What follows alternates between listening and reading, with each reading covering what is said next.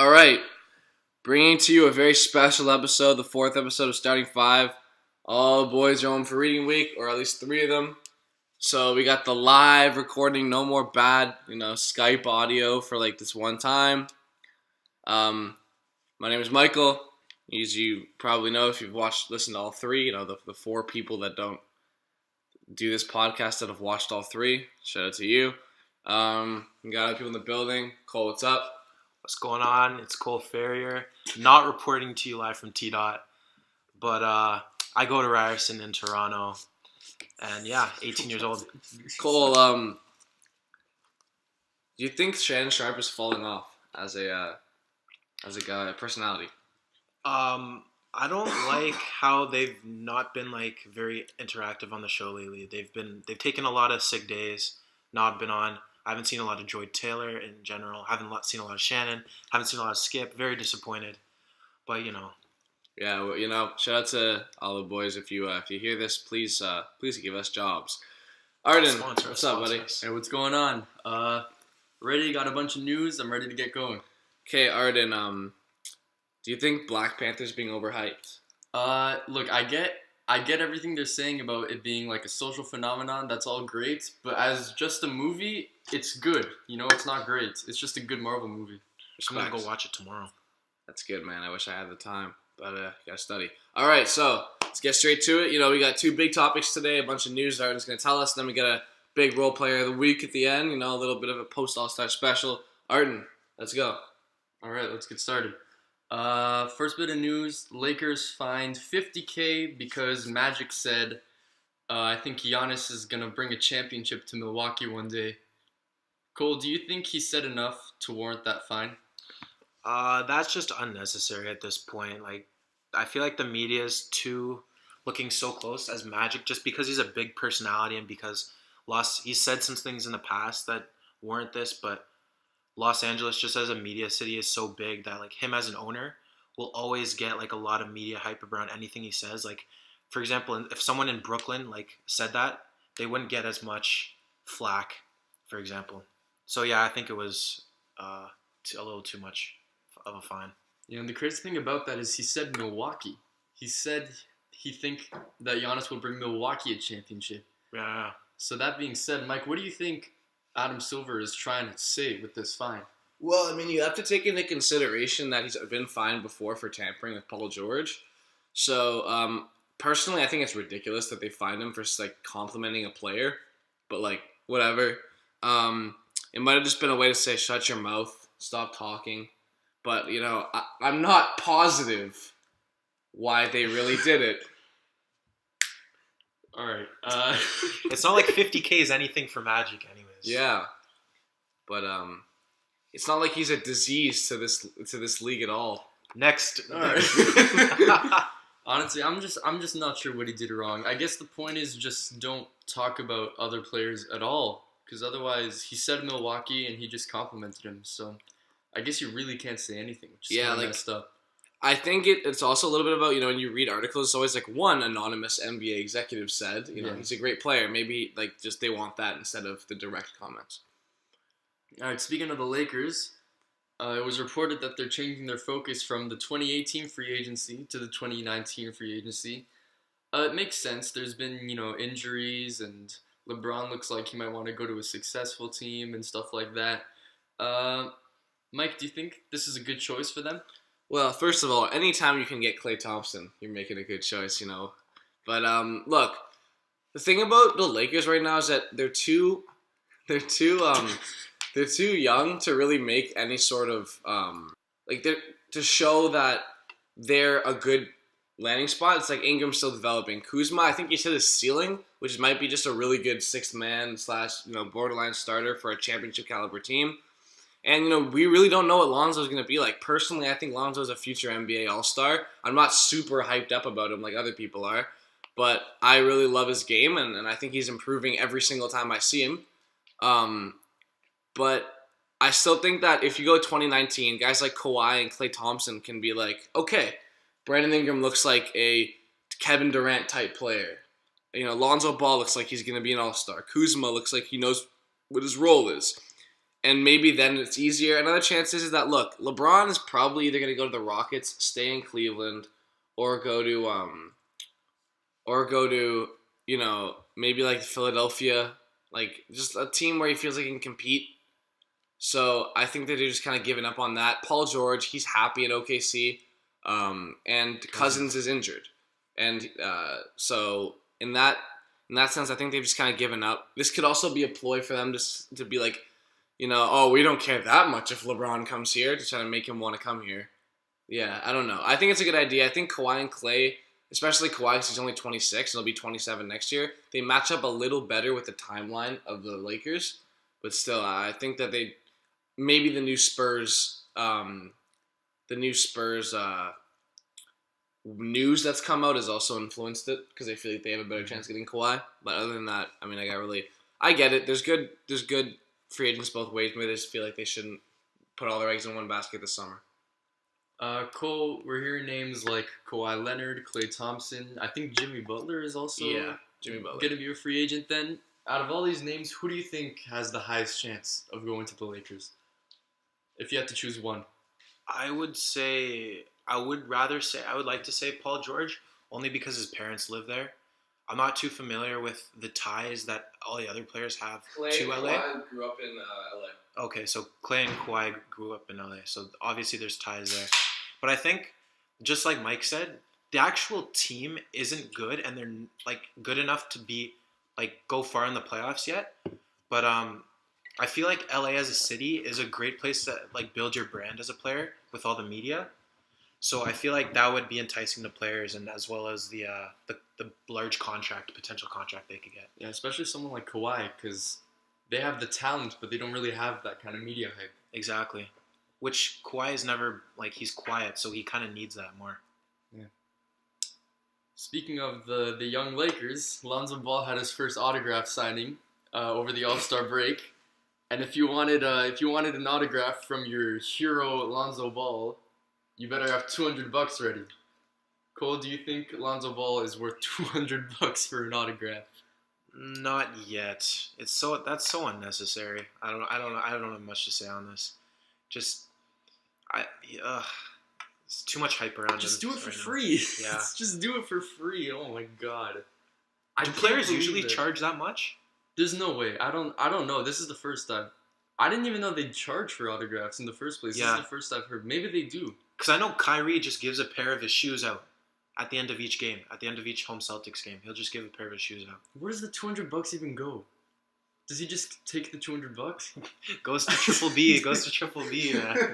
Goes to Big Dad's pockets. Triple B's not doing well. Okay, let's move on. Obviously, new Cavs playing well. Lost to Washington yesterday, but they beat the Grizzlies tonight by a good amount. Beat the Grizzlies. I didn't know they played tonight. And I know the Grizzlies suck, but the thing is about the Cavs is that the old Cavs probably would have lost because they lost to a lot of horrible teams before. Yeah, so obviously new Cavs are looking great. We don't really need to talk about that. We know that the Cavs right now are super happy. They were super, super unhappy before. I was honestly worried about LeBron's mental health at that time. But now they're looking really good. They're all happy. LeBron looks like his child was born or something. He looks so happy. But they're not the only people happier. We're seeing people like Isaiah Thomas saying his first real practice this season was with the Lakers. And Jay Crowder literally said he got back to having fun with the Jazz. Mike, what was the locker room like with the old Cavs? See, well, apparently Wade was a problem, but here's the thing, right? Is before there was a hierarchy. People didn't like the hierarchy, but there was a hierarchy. And it was LeBron as the boss, and everybody else listens to LeBron. Then Wade showed up. And since LeBron and Wade are such good friends, LeBron didn't want to be the boss anymore. He just wanted to hang out with his friend D-Wade, but he also wanted everyone to respect him like that. So when he asked to do that, people started disrespecting him. Because it's like, IT's like, well, you're not, I'm an all-star too. Jay Crowder's like, oh, I was on the 1 seed too. So why do we have to listen to you like that? And all of a sudden, there started to be tensions. This is just speculation, of course, but there started to be tensions, and they stopped having fun playing together because they weren't winning, and LeBron continued to kind of be stuck up and hanging out with D-Wade, and that's that's to me that's it just seemed like it was a lot of veterans that thought they were better than they actually were, trying to act like they're LeBron James. Now he's been humbled. He's realized he's not who he was last year, and Jay Crowder gets to go back to who he is, which is a scrub on a decent team. Like, Jay Crowder's not a championship level player. Let's just be honest. Yeah. He can't be in your rotation on a championship level team unless you're like a Spurs or a Celtics with a crazy coach. He's just not that good. And so I think that he's probably enjoying being in a system. IT's happy that he's the elder statesman. He's the leader now because there's so many young guys and he doesn't have to play second fiddle to LeBron. Coming off the bench, though. Yeah, but he still has that vocal point. He at least will think that people will respect him more like that. Yeah. So that's what I think. I think it was a healthy breakup. I think LeBron's happy with his new gang of cronies who will listen to him because, they love him. That's my take on it. Nice. Cole, your thoughts on the new Cavs? I love the changes. I think Isaiah Thomas, people got really hyped after his first game, but they are quick to realize that when they faced Minnesota on the 15th, Isaiah went for 7 points, shooting 3 for 15 with 5 turnovers in 25 minutes. I don't think Isaiah Thomas was good for the Cavs. I don't think he's good for the NBA anymore. I think his hip, until we know he's 100%, he's not ready to play in NBA games. He's slower. He's not as explosive, and we're clearly seeing the downside in his stats.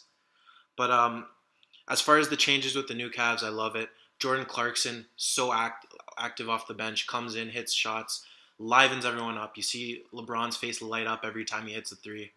Rodney Hood, great scorer off the bench. Larry Nance, I'm not sure, is Larry Nance starting? No, he's coming off the bench. Right now, Seti is starting. Right, okay, so same thing, off the bench, just overall bringing the locker room morale up, which was obviously needed in Cleveland, given what was happening before the All-Star break. So, yeah. Given that D-Wade was one of the problems with the Cavs, let's go over to Miami. Ever since D-Wade came back, Miami's overall jersey sales have increased by 8,000%. Let's go. 8,000. Cole, you're obviously a Miami fan. What does D-Wade mean to this franchise? He's a legend, man. Ever since he came in the league, he played with a chip on his shoulder and wanted his name to be. We wanted his name to be known. And I feel like everyone in Miami respects him, even when he left. He's come back now. The new Miami Vice jerseys are so nice. So fly. So I can guarantee you half that percentage is Dwayne Wade Miami Vice jerseys because they're just so fire. But yeah, it's good. The Miami players seem to love him, respect him. And this might be his last season. It's probably his last season. Yeah, He's washed, man. So I guess that's also a reason why people are buying those jerseys. So look at the Heat. They're 1-3 since he got back. Like, he's just old, man. Like, I get he's great and he's an all-time great. He's probably a top 25 player of all time, but he's past his prime. He's not a three-point shooter, and he refuses to sit into any role except for the one he's always played. So I have a real tough time thinking, he's great for the community. I mean, LeBron said he was still checking Heat scores in the locker room, but as great as he's been, if I'm Spoelstra, I'm sitting him. I don't even care. Yeah. All right. Let's move on to a bit of a darker note. Recently, the report came out, the Sports Illustrated report, about some of the employees on tanking. No, not the tanking. Are we talking about the tanking or the? That was a joke. I'm cutting all that out. I'm cutting that whole thing out. Yo, keep it. It's funny. Recently in Dallas, there was a Sports Illustrated report that some of the members were involved in domestic abuse in one situation with another member of the Mavericks front office, and they were still allowed to work there. Mike, what do you think about this whole situation? I feel like a guy like Mark Cuban, who's been so outspoken in politics and stuff like that, it's just such a disappointment that he's either been ignorant to it or he's just chosen to ignore it.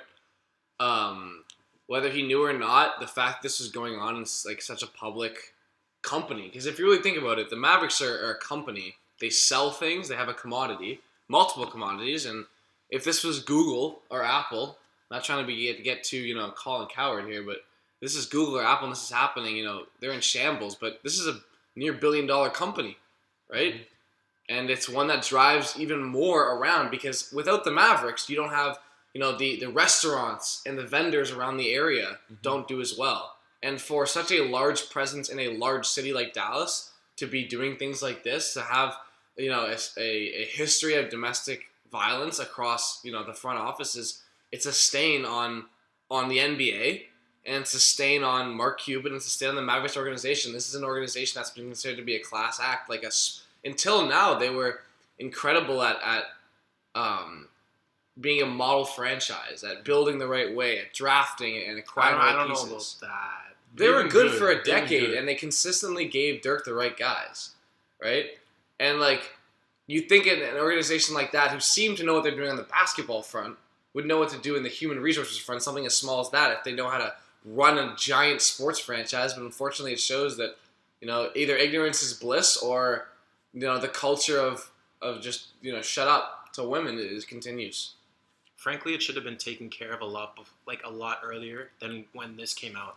This should have been a 2 years in the future thing coming out, or this little thing happened, but they swept it up. It should be a 30 for 30. Yeah. It should be a 30 for 30 that happens 10 years after. And Mark Cuban should be known as the savior who figured it out and without anybody in the NBA noticing, firing a bunch of people and blaming it on something else. This is the perfect time to fire a bunch of people. Your team sucks. Mm-hmm. Oh, we cleaned. And he said you're tanking. Yeah, it's just I don't know, man. It's disappointing to see someone that's iconic. And no free agent's gonna want to play. Yeah, exactly. That's true. That's true. No one's gonna want to go at Dallas anymore. Yeah. Not that Dallas was super enticing. Well, I mean, people used to want to go there. They used to have loaded teams.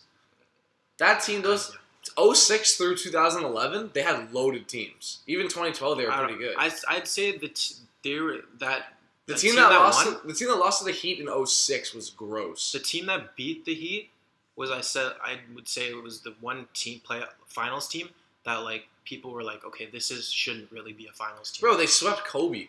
They beat the Harden, Westbrook, Durant Thunder. They were big and they were physical and they had a superstar. They shouldn't have beat the Heat, but they were a finals caliber team and they'd been a finals caliber team. They had an MVP on their team. Bottom line is, a team like this shouldn't be in trouble for something as bad as this, and someone like Mark Cuban shouldn't have to be going through this. I mean, same day he got fined $600K for saying they're tanking. What's going on? You hope that's the worst thing that happens all year to your franchise, right? Yeah, and same day is something so much worse. Yeah. You know what? Props to the NBA. They started the helpline where you can report stuff like that, which I don't know if they'll handle it correctly, but in theory, that's a really good idea. So hopefully that works out.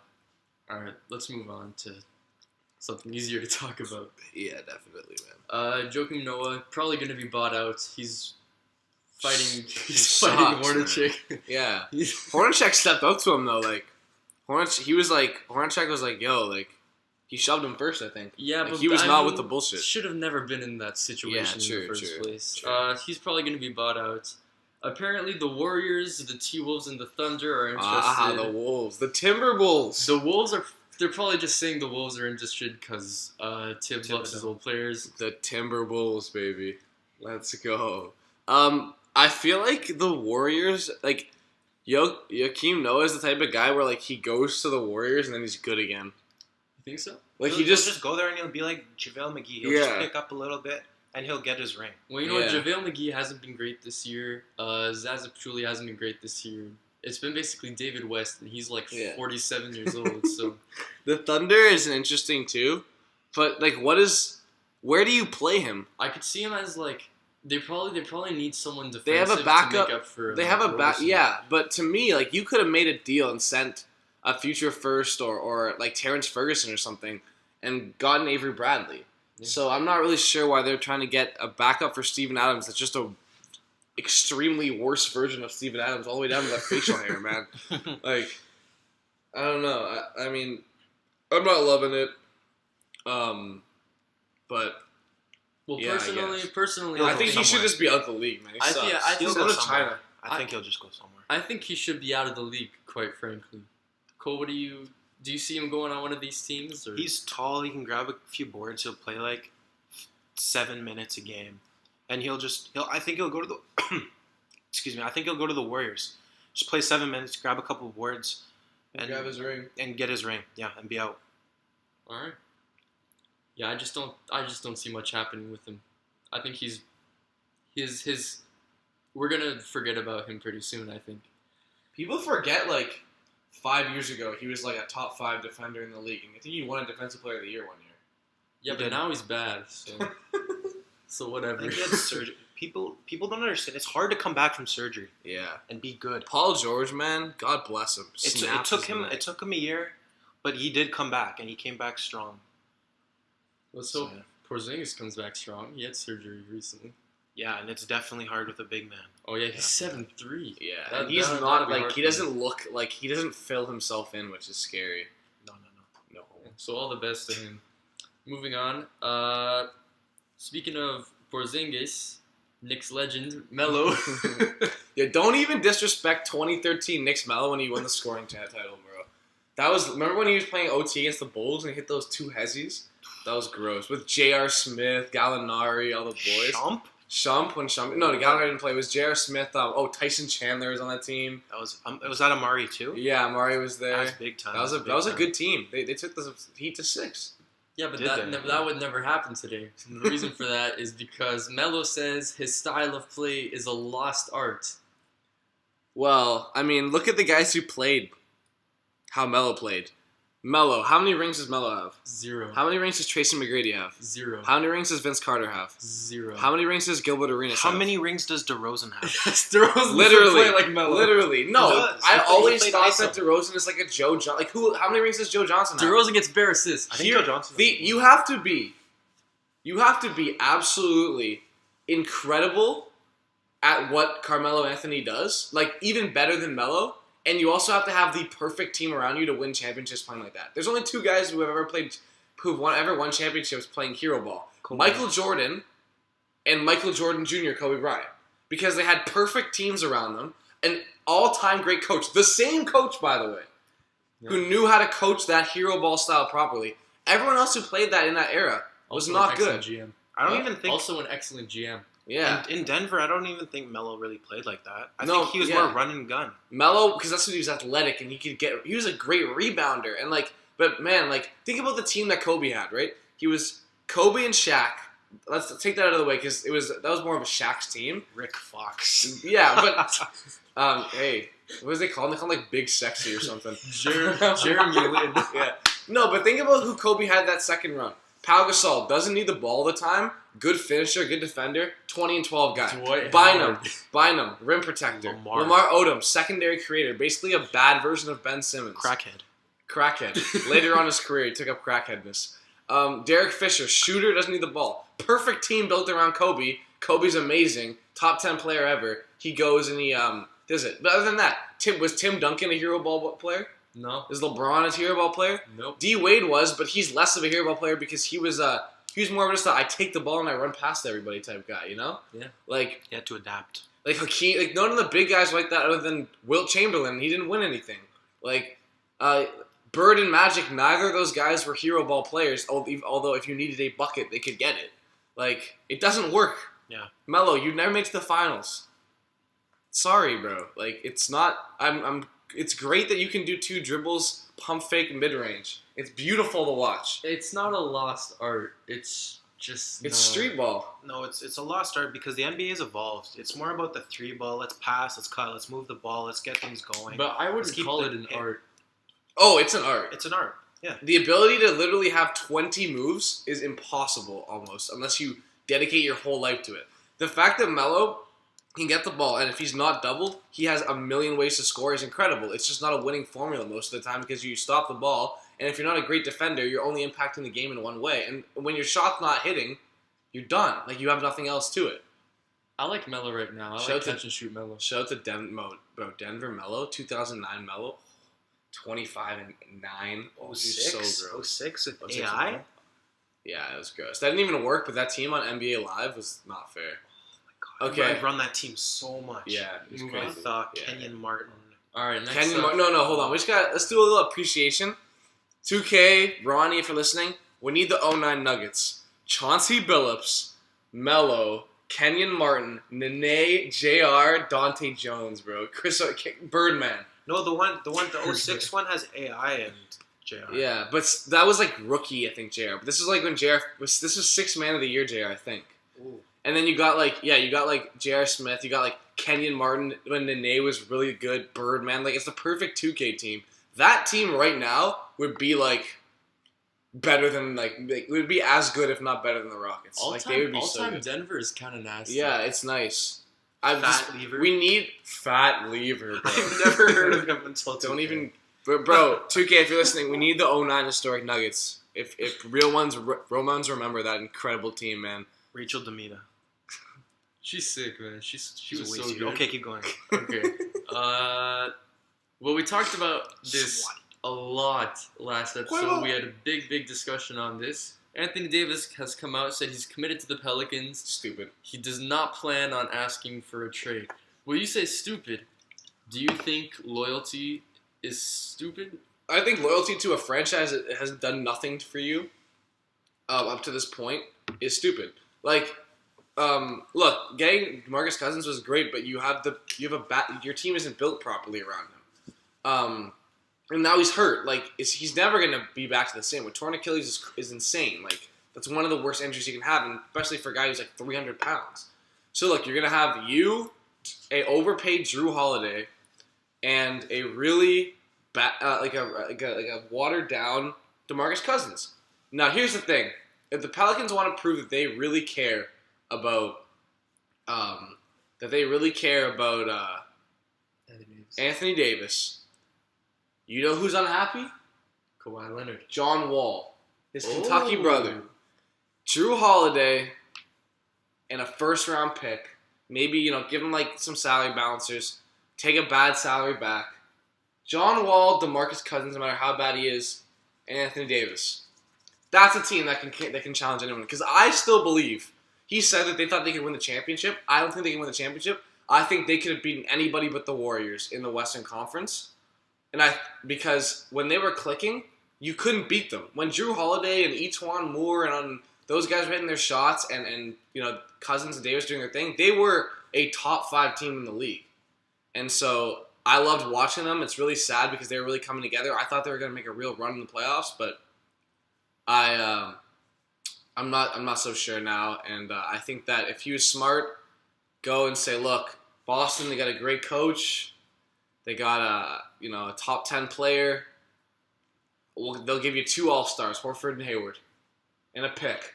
You got Horford, Hayward, and Cousins and Drew Holiday. You can make a run at the West Finals. Let me go.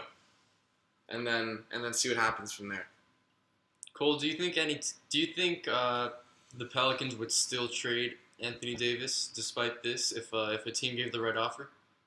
If they gave like an over-generous offer, sure, but I think they're gonna try and hold on to him and try to continue to attempt to build around him. I think it was a dumb idea. I think Anthony Davis should have gone to a team like the Celtics because in this day and age in the NBA, you can't create a team around a big man and hope to win. The game's built more around guards, wing players, man, and wing players and guys who can shoot and kind of be on the outside, but also make it to the rim sometimes. It's a shooting. It's a 3 small forward that can play the 2 guard and the small ball 4 league. It's a Paul George guard all positions. Yeah, it's a Paul George, LeBron, Jimmy Butler, Kevin Durant league.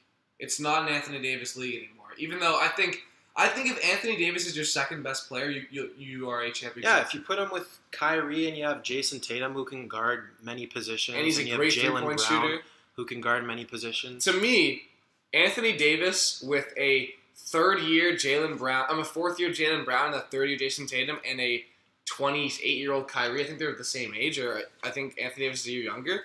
I think 2 years from now, the Celtics win at least 2 or 3 rings. You know what though? I hope he does go somewhere, or I hope the Pelicans do something right, because he's on another level. Yeah, bro, do you see what he's doing tonight? We're recording this Friday the 23rd. I just checked. 42 points, 17 rebounds, 5 steals, 5 blocks. They He- won by 1 point He's transcendent. to a 8 seed in the East. He's a We transcendent. gave him player. he gave him a good run. Like, come on, let's be honest. It's insane, man. I don't know. I feel like the Cousins thing was a really, really good idea. It just didn't work out, and now he's got to cut his losses. It was a good advantage play, but then they should have dished Cousins for something big. Yeah, I don't know. yeah. Cousins for like Otto Porter, and like Bradley Beal. nah, they wouldn't give up Beal. But if you could get Otto Porter and Kelly Oubre, That's not even worth it. like, plus a couple picks, you're not gonna get equal value for DeMarcus. But I would take Oubre, Porter, and 2 first-rounders. Yeah. Just at least gut the Wizards if something goes wrong. Things that went wrong anyway. Imagine Cousins in that locker room now that him and John Wall's beefing everybody. Yeah, that's true. Thing would have imploded and the Pelicans would have been playoff ready. All right. Well, last bit of news. NBA is currently discussing playoff format. They're thinking about removing East and West playoffs and just making it the best teams. Now, it's easy to say, yeah, the best teams should be in the playoffs, but then you'd probably have to work with the schedule as well because you have It's different teams playing different games. Cole, do you think it's worth going through all this trouble? And before you answer, LeBron said they should keep East and West because I know that will completely sway your decision.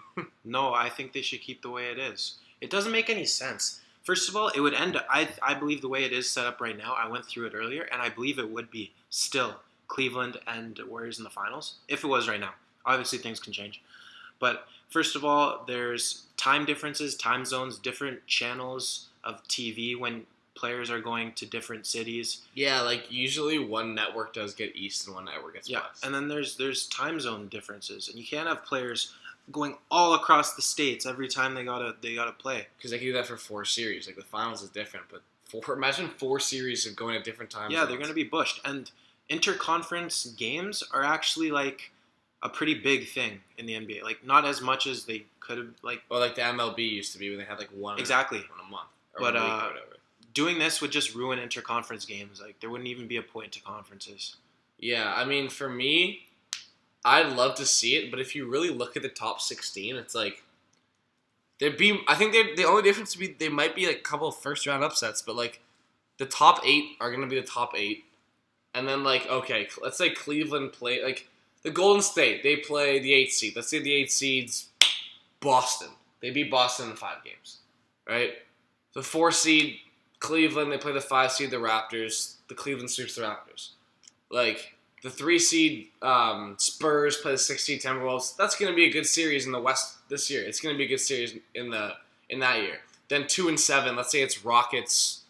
I don't know, Rockets, Bucks. I don't know, whatever. We know who's going to win that series. So now what's the final 4? Spurs or Timberwolves? Rockets, Warriors, Cavs. So now you have what? Like, the Spurs are now in the semifinals so they can lose to the Rockets? Unless James Harden decides he wants to play for the Spurs again? Like, what's the point? And the other thing is the NBA Finals is such a prestigious thing to get to. So if you have the 2 best teams in the league, not playing in it because, like, the Cavs took half the year off, who's going to watch the Rockets and the Warriors in the finals? If it's not, LeBron, it's about storylines. LeBron versus the Warriors is a storyline, just like LeBron versus the Celtics was a storyline, or the Celtics versus the Lakers is a storyline. The Rockets versus the Warriors is the best team ever versus a team that tries to copy the best team ever with worse players. So, I don't know. I don't love it. I think it'd be cool because, I think it'd be fun to watch, it might be cool to watch OKC versus the Sixers because there's a beef, but I don't know. I don't see that being a big thing.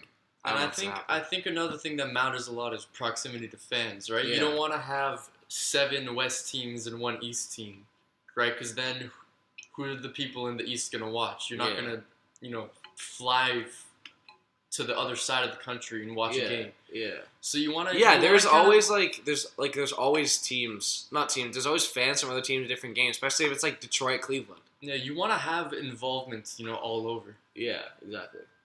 And over the past few years, the East and West have actually been pretty equal. I think over the last 14 years, 8 of the wins in the finals have been the West and 6 have been the East. So it's not like the West over the past few years has been destroying the East every single year. Like we've just been fatigued by LeBron. Yeah. And the thing is like we talk about the West being so hard. The Spurs or the Lakers won it for the whole 2000s. Then there was actually no, the Spurs and Lakers won it until like 2014. And then the Warriors have won it since then. So like what's the big deal? I get it. The 3 seed in the East is worse than the 3 seed in the West. They're both losing to the 1 seed. Yeah. Who cares? And you know what the biggest problem to me is the schedule. Yeah. I think Adam Silver said it'd still be 8 teams from each conference.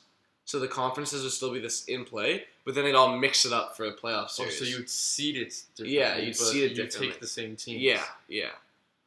Well, I guess that's a bit better, because if I'm playing Chicago 4 times and you're playing Chicago twice, then that's not... Yeah, exactly. That's not good. Or so Atlanta. I guess that's better. Moving on to our first big topic in the vein of that, you got the 2 top seeds in the East.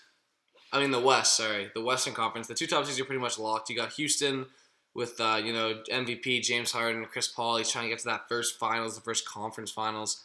And, a lot of great role players. Clint Capella. He's really evolved into, the second best pure center in the league next to Rudy Gobert. And, they got Eric Gordon, Trevor Ariza, PJ Tucker, a lot of great, 3-point shooters and defenders. Just a really solid team. But then you have the Warriors. You're just, the Warriors every year. They're favored to win the championship, and they probably will. But there's actually only a 4.5 game difference between the 3rd seed Spurs and the 10th seed Jazz in the rest of the West. I mean, it's wide open. I mean, everybody is either a slide or a surge away from being in that 3rd spot. And looking at them, what we're going to do right now is we're just going to rank each one we think is going to be the best one. Or, we'll do it this way. Which 2 will rank them, and then the top 2 teams will be the ones that we kind of predict to make the second round. Because I think it's pretty obvious that most of us think, maybe barring like an OKC or a Minnesota, they're probably not making the conference finals. But we got Houston. I mean, we got San Antonio with their Kawhi situation is a disaster, so they're pretty much down to their system and LaMarcus Aldridge. Minnesota with, in my opinion, the most underrated player in basketball, Jimmy Butler. We all know about Karl Anthony Towns and a bunch of other pretty good players. OKC with their big 2.5. Denver with their young core, as well as a Paul Millsap ready to come back and really anchor the defense, which has been their problem. Portland with their dynamic backcourt of Damian Lillard and CJ McCollum. New Orleans, which looked poised to hit that 3rd seed before DeMarcus Cousins went down, but they still have Anthony Davis, so anything's possible. The Clippers, who have ridden Lou Will's 2 woman-laden coattails to a near playoff spot after trading Blake Griffin, and the Utah Jazz, whose rookie phenom and the return of Rudy Gobert has brought them into playoff contention with an 11-game winning streak. So, Artin, at the end of the year, or overall, just looking at their rosters, what do you think? What do you think their the rankings will be, and who do you think is going to be the top 2 and 1 making the second round? Okay. Well, first off, I want to say I don't think the Jazz are going to go. Donovan Mitchell is great, don't get me wrong. He's amazing, but he's also a rookie. He's playing with a lot of energy every game, and I don't know if he can sustain that. This is his first season in the NBA, so I don't want to put too much dependence on him. And they are in the 10th seed. They're the farthest away, so I don't think the Jazz will make it. Clippers, Lou Will's amazing. I love Lou Will so much, but he's not enough to take that team to the playoffs. My top 2, I don't see San Antonio being good, but then but they're 3rd, and they've consistently been 3rd the whole time, and it makes no sense to me. And that's also the reason I think they're gonna stay in 3rd. Minnesota, if we're saying Jimmy Butler is okay, then I see no reason that Minnesota would stay in 4th. But if Jimmy Butler is not okay, then you've got same team as last year. Wiggins is No, I would say that Jeff Teague is way better than Rubio, and they got a better Oh. bench. Jamal Crawford and Taj Gibson. yeah, I They're a guess playoff team. They weren't a playoff team last year. they're a playoff team, but they're not a fourth seed in the West. I think Andrew Wiggins Is a bust. Still, no, don't say he's a bust. Come on. He's a number one pick. I think He doesn't play defense, rebound, or pass. And I think doesn't he shoot has- a good percentage. He's a bust. I think he has a lot more maturing to do still. Towns is crazy, but he can pick it up. I think Jimmy Butler's a really important part of that team, and it would suck if he was out. But if we're gonna say Jimmy Butler's okay, I'm gonna keep Minnesota at fourth. I think Denver could overtake Portland because as good as Trey Lyles has been, Paul Millsap is like the most dependable player Ever. ever. No, 17-7. he's gonna come out and he's gonna play the way he plays no matter what. He doesn't have good games or bad games. He's just always Paul Millsap. With Jokic kind of starting to pick it up now. He had that 13-minute triple double or whatever it was. 15-minute. 15-minute triple double. I think Denver can overtake Portland. I think maybe if they play really well, they could go up to 5. But I'm gonna keep OKC at 5. Bottom line, my top 2 is what it is right now: San Antonio and Minnesota. All right. For me, at number 10, I had the Clippers. I don't like the Clippers. I think that Tobias Harris is all right. Lou Williams is a god. He's pretty good. But outside of that, I mean, Gallinari's old and fat. Austin Rivers shouldn't. I don't know why Austin Rivers is getting all that money and playing all the minutes. He's an okay player. Or, they're Teodosic can pass the ball. I think if they had Beverly, I would have given them a better chance because he's just like a little mini Draymond Green. But I think they're the worst of these 10. At 9, I'm gonna put New Orleans. I just don't think AD has enough in him. Drew Holiday's too streaky, and the rest of the team is even streakier. At 8, I got Portland. I just don't like Portland. Like, this is kind of like a personal bias. I just don't. I don't like Damian Lillard. I think he's a bargain bin Steph Curry. He's good, objectively, but I don't have much belief in him. I really like CJ McCollum. CJ's cool, but he's little. Like, he's basically Isaiah Thomas, but a little bit taller. And at 7, I have Utah. I think people underrate Utah. Like, they've got a lot of quality players. Donovan Mitchell, Gobert, Rubio, Joe Ingles, Jay Crowder, who I think is pretty good when he decides to. For a team like this, I don't think like I said before, I don't think he's a championship level rotation player, but I think for a team that's a 7 seed, I think he's good to have. But yeah, guys like that, Derek Favors, they've got a lot of good players. They lost Hayward, but they've made up for it with Mitchell. So I think they're a 7 seed. At 6, I have this is tough. These 4 I've been thinking about because you can make a case for all of them. To me, I trust Pop enough that I wouldn't put San Antonio down here. And if I don't know if Jimmy's healthy. It's hard to really know. But I'm gonna go with Jimmy being healthy. I still think OKC overtakes them. I think OKC is gonna turn it on the last bit because I think their players who are veterans are gonna be looking for it.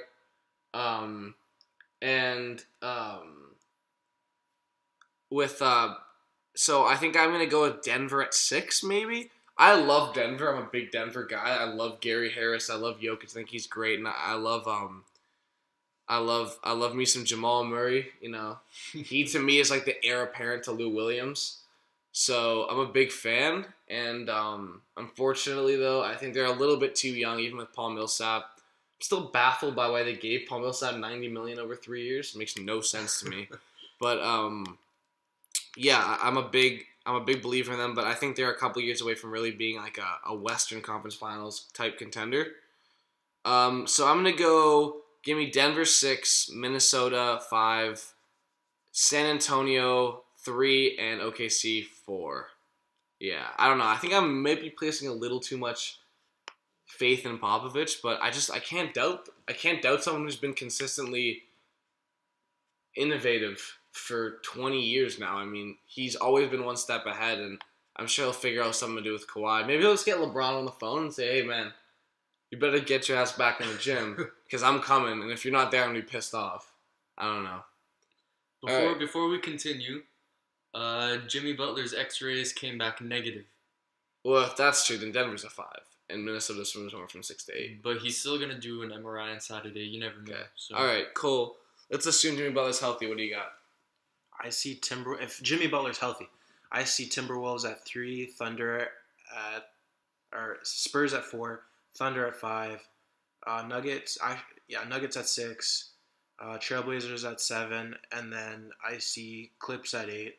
Obviously, we've said it before, Anthony Davis will not carry it out. I assume he'll get like a minor injury somewhere through the rest of the season and just not help his team and carry them to the playoffs. Yeah. And then who you got? So what do you got? The Jazz. Jazz 10 or Jazz 9? Jazz 9, Pelicans 10. All right, there you go. So, interesting. I think we all had pretty much the same thing, but it's kind of, in my opinion, it's still kind of interesting. Now, to move on to our second big one, we're talking about the topic that nobody ever talks about. Not LeBron, the Warriors. The Warriors, they are probably the greatest basketball team. Well, last year's version of it is probably the greatest basketball team ever assembled, in my opinion. They're long, they're great defensively, they're super athletic, they can shoot little lights out. I'm taking them head to head against any team ever. But all great things must come to an end. And the Warriors, contracts will come up. Clay's up this year, Draymond the next, and as well as Durant the next. So, Steph, he got his money. How long can they sustain this? So the question I want to ask you guys is, and I should say this, there's going to be teams that get really good. The Celtics, Sixers, Lakers, Bulls, even the Nuggets. They all look like they're poised, the Timberwolves. They all look like they're poised to sort of come up with great players and try to challenge these guys as they get older. So my question to you guys is, how long do you think the Warriors will continue to be dominant? How many more championships can they win? And what will be the first team to take them down? And when? Artin, how many more years do you think the Warriors are going to be dominant? Taking the fact that Clay is a free agent next year, even though he said he wants to be with them until the end of his career, Draymond in 2020 as well as KD in 2020. What I'm thinking about is not necessarily the contracts. I'm thinking about the fact that Curry's 29 right now, and his injuries have been flaring up last year, this year, more and more. I think Curry's starting to wear down right now. He was injury prone before, though. He was injury prone. He had a nice window. He had a nice window, and now he's slowly starting to get injured more and more. Curry, we talked about the other day how important Curry is to this team. He's the Warriors. If you have an injury-prone Curry and Clay leaves or Draymond leaves or KD leaves, I think this team is over. And so I'm going to give them 2 more years of being dominant. So how many more championships will they win? I think keep in mind that they cannot be dominant and still squeeze out a championship. I think they'll win a championship this year.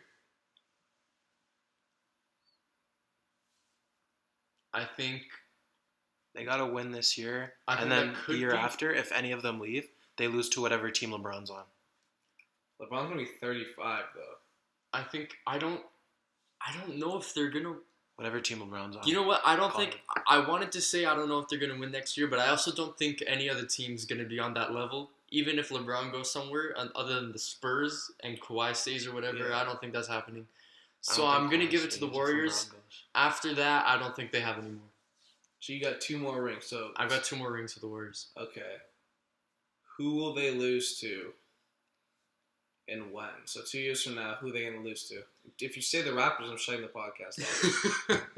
No, the Raptors have this year, next year. Then they're done. They don't have periods. They're an L team, bro. They've got 2 more years of winning one playoff game. They're first in the East. That means nothing. You're still gonna get swept by LeBron or swept by D Wade. Relax. Okay. I thought you were gonna say Kyrie, and then you just dropped the Wade bomb, bro. Hot takes. Drop the Dwayne bomb. Dwayne. Okay, so you got. This doesn't have to be a finals team. They can lose earlier than the finals. Oh. So you're saying which team will beat them just in general? Yeah, the first team to knock them off in the playoffs. First team to knock them off in the playoffs is gonna be a West team. It's gonna be the Timberwolves. I say the Timberwolves. You got the T-Wolves. Yeah. Well, depending on what happens tomorrow, maybe they'll never be good. Okay, Cole, what do you think? How many more rings do the Warriors... how many more years will they be absolutely dominant? 1. This year. How many... This year or one more year? This year. How many more rings do they win? 1. So you got 1 more. So next year they're done. Yeah. Who's gonna beat them next year? Whatever team LeBron's on. Even the Lakers? No. Yes. Oh, LeBronzo? LeBronzo. I don't know about that. Why? More like... Why do they fall off that quickly? Because LeBron's going to pass the ball to Brandon Ingram with that Hall of Fame dimer. Brandon Ingram's going to be a god next year. Don't sleep on LeBronzo plus Brandon Ingram. What if LeBron goes to the Suns? You don't know what's going to happen. LeBron and D-Book? What do you mean? And D-Wade's going to LA, though, next year, so it's going to be big time. Just wait. Yo, I have a question. Could LeBron win the East with the Nets roster right now? Yes. He's not going to win the East with the Cavs roster right now. I would say the Cavs Who's he losing to? Please, the Raptors. The Raptors are making the finals this year. Oh. They're the best team in the East. I don't know how you can deny this. They're the best team in the East. How do you lose to the Bucks and it's be called the beyond best team question. in the East? To the Bucks. Yeah, this is going to be an incredible clip to run back when they lose to the Sixers in the first round. This is going to be an incredible fucking clip to run back when they beat the Warriors in 6 in the finals. Bro, you know the hot take section we haven't gotten to yet. You know that, right? Notch. That's a normal temperature take. A room temperature. A lukewarm take. Alright, so as for me, I'm going to give them more credit. I think that this current core goes 3 more years. I think they win 3 more championships. I think they win 4 more championships, but I think they eke out the last one. And I think the first team to beat them is either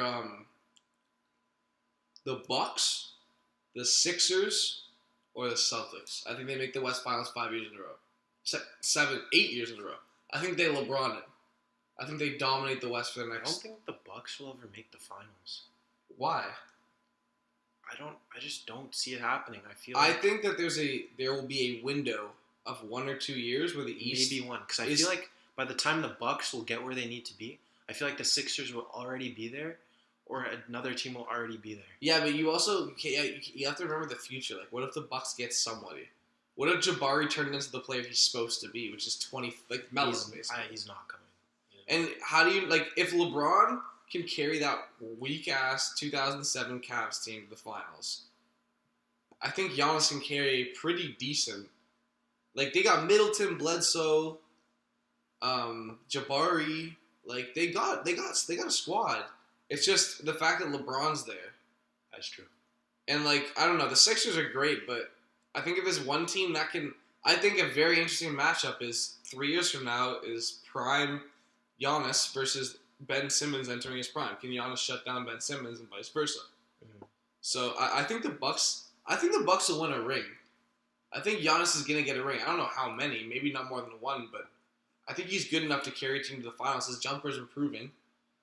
So I don't know. I think there's definitely a chance. Like I think that the Bucks match up well with the Warriors. You know what I mean? They've got long, athletic defenders, and they don't have a big man who they can exploit. Because when they run that nice little Bledsoe, Brogdon, because remember, they don't have Brogdon right now. So we forgot they have a really good combo guard. Like a George, like the heir apparent to like the Derek Fisher, George Hill type guys.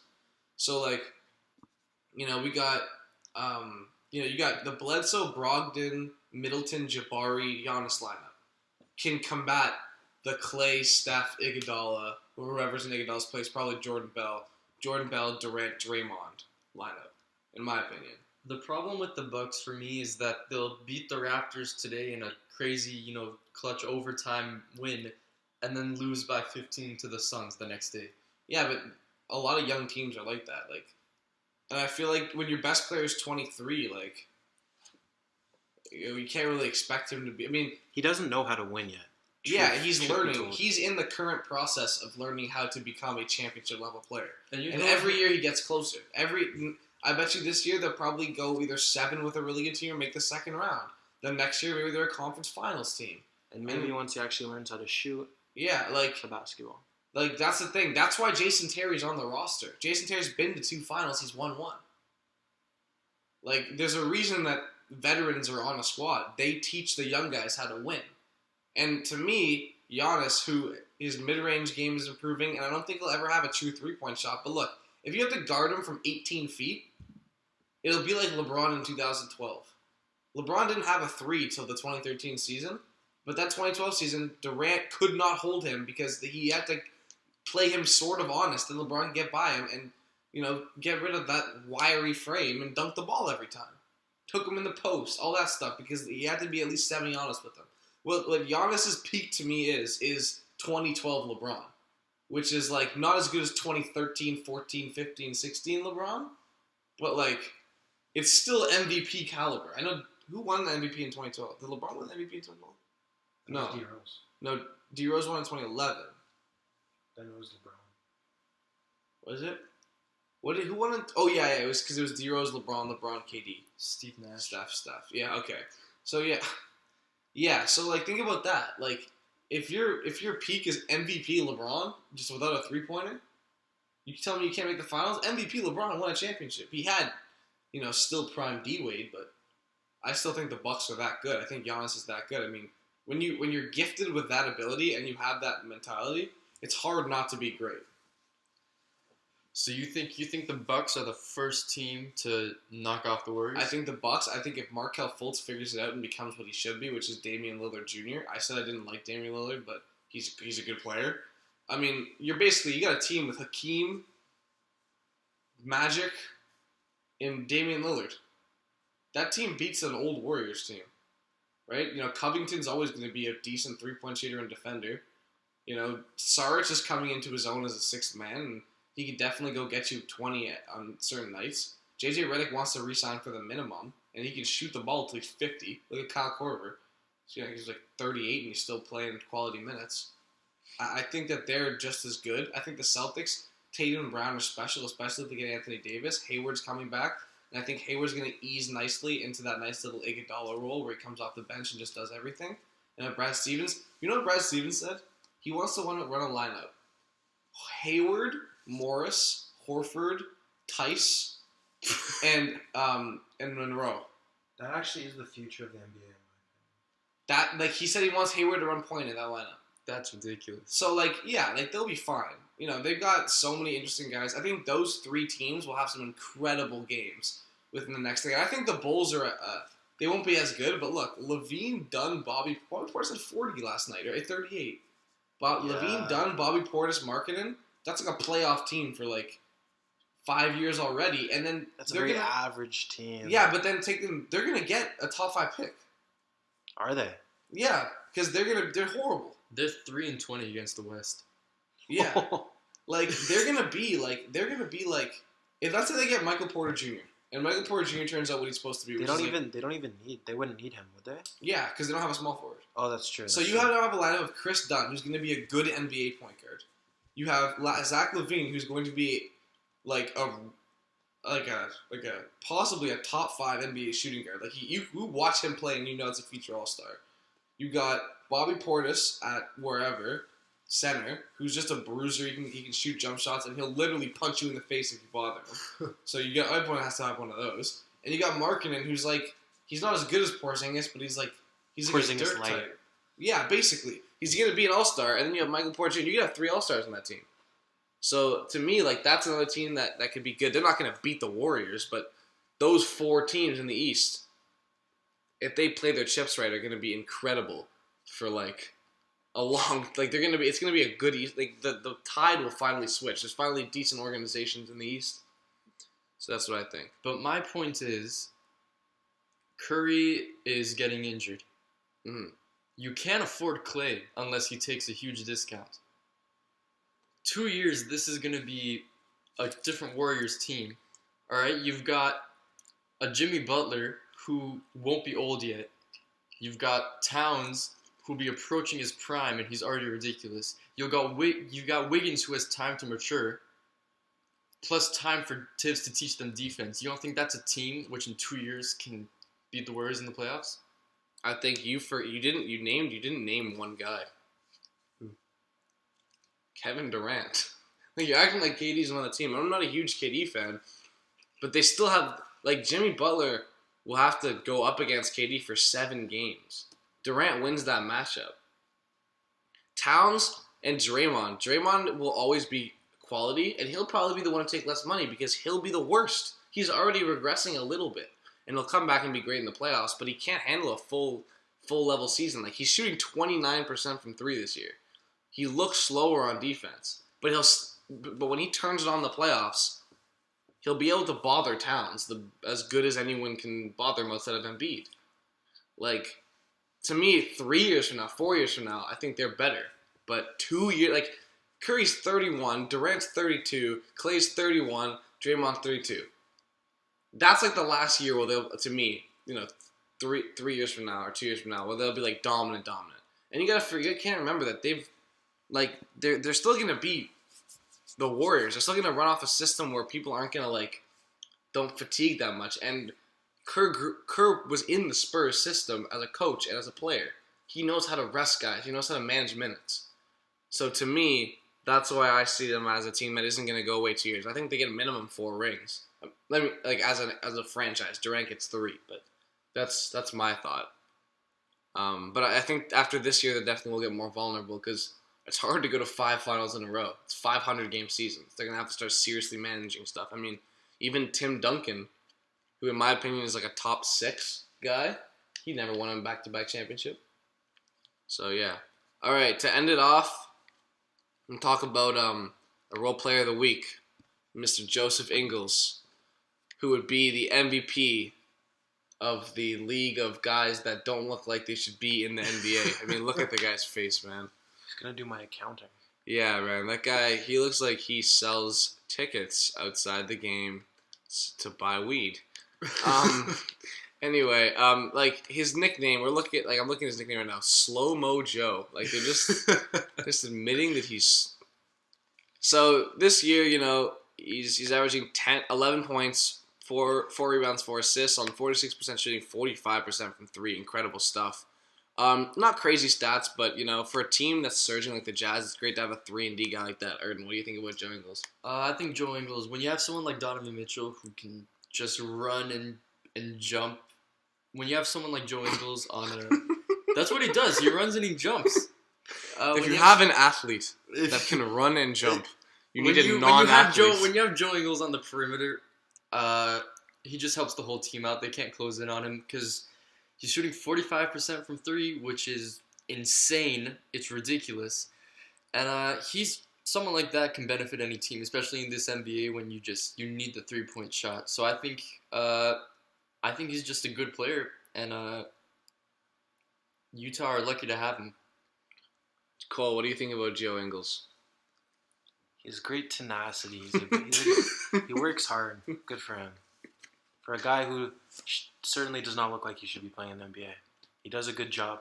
Standing at a solid, what is he, 6? He's probably pretty tall, 6'8". Yeah, he's 6'7". 6'7", so he'd be a tall accountant if he wasn't in the NBA. Yeah, man. I feel like Joe Ingles has walked into so many LA Fitnesses, and people have been like, really, man? You're getting picked last. Go sit in the post. And then he just destroys them. Remember those? You ever seen those videos where Brian Scalabrine used to go to the rec league and just challenge Boston fans because they were just you're so bad? That's Joe Ingles. Except Joe Ingles is way better than Brian Scalabrine in real life. Brian Scalabrine probably lost those. No, he destroyed them, man. But like Joe Ingles definitely goes. Like it must be blessed to be him, because like whenever people see him on the street, they're probably like not like, hey, that's Joe Ingles. They're probably like, hey, there's a guy who probably played D2 basketball. Like it's just so it's. Shout out to Joe Ingles, man. You're making the best of your life, and I respect it. All right, to end off this podcast, hot takes. Cole, give me a hot take.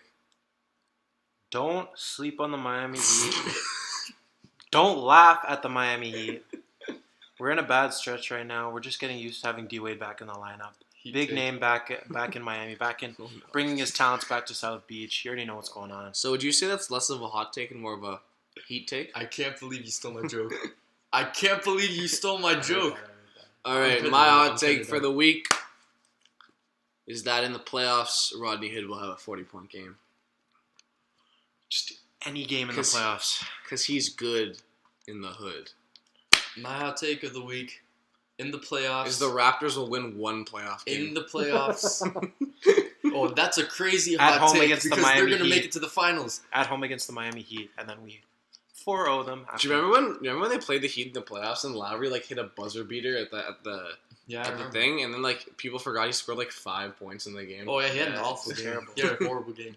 My hot take, in the playoffs, LeBron will get injured. He will not be able to play the rest of the playoffs, and the Cavs will have to fend for themselves without the king. Bro, chill. Kevin Love's going to come in with the pick and pops. Huge, gigantic outlier. Bro, see, LeBron has never been injured. The problem with that is that someone could literally shoot LeBron in the face and he just Wolverine heal himself, and then like 5 minutes later would come back out. Like I honestly believe LeBron has Wolverine healing powers. It's Paul Pierce. Yeah. Bro, what I was really hoping to happen is remember when LeBron got hurt in the Boston game with the new Cavs? Yeah. I was really hoping, because it was Paul Pierce retirement night, you get carried off and then come back out in a wheelchair. Bro, in the 2016 finals, it literally, when LeBron fell on his wrist, it looked like his wrist was broken. Yeah, and then he was like Wolverine healing powers, and then he hit a free throw. Yeah, he was jokes, and then he blocked the shit out of Iguodala. Yeah. No, it was after. It was after that? It was like after Kyrie came down and he was about to poster Draymond. Draymond just like hit him as hard as he could because he was like, no way I'm about to end up on every college dorm wall in the history of the college dorm walls. So, yeah, man. All right, man. This was fun. I enjoyed this. We'll be back to Skyping soon, but nice to do this nice interview. A nice live one. Shout out to Cole. Shout out to Artin. Shout out to Young Schmcneil. Shout out to Jimmy Marcoux. Shout out to Nern, Zarek, Hadi, everyone else that's involved with this. And yeah, man. We'll get you all in an episode eventually. Yeah, we'll have a starting 8, real deep bench. Yeet. Coming through. All right. Have a good one. Don't drink and drive.